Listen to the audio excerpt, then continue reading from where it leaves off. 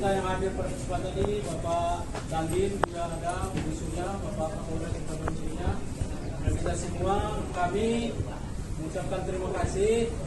Jelas kami sudah mendapat masukan melalui surat dan kami sudah lakukan koordinasi dengan stakeholder terkait apa yang menjadi tuntutan Bapak Ibu sekalian.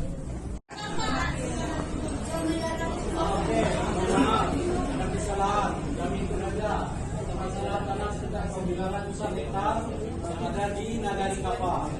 Kami sudah dapat informasi, kami sudah berdiskusi, namun itu kami harus hati-hati karena ini menyangkut kewenangan. Jadi Bapak Ibu sekalian, kalaupun ada yang ingin disampaikan pada kesempatan ini, sampaikanlah, kami mohon.